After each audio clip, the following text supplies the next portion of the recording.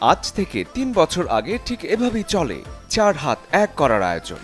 বিবাহ বন্ধনে আবদ্ধ হন রাফসান শাবাব আর সানিয়া আয়েশা। সময় বদলায় বদলায় মানুষের গল্প।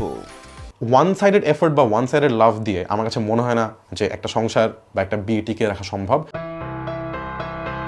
বছর দুয়েক আগে আলোচনায় এসেছিলেন জনপ্রিয় উপস্থাপক রাফসান শাবাব ও চিকিৎসক সানিয়া আয়েশার বিচ্ছেদের খবরে।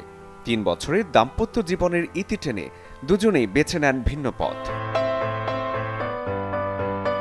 রাফসান শাবাবের নতুন বিয়ের খবরে সামাজিক যোগাযোগ মাধ্যম আবারও সরগরম।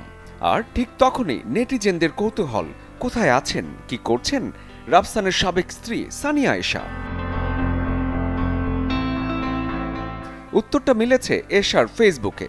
আলোচনার বাইরে থেকে নিজেকে গড়ে তুলেছেন আরও শক্তভাবে।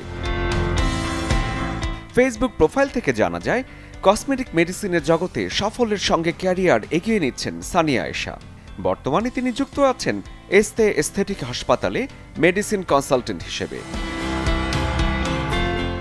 সবকিছু সামলে নিয়ে এশা শুরু করেন নতুন অধ্যায়। সামাজিক মাধ্যমে নিজেই ভাগ করে নেন সেই অর্জনের মুহূর্ত।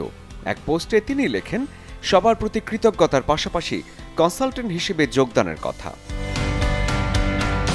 ব্যক্তিগত জীবনের ভাঙনকে পেছনে ফেলে নিজের পরিচয় গড়ার এই গল্পটাই এখন আলোচনার কেন্দ্রে।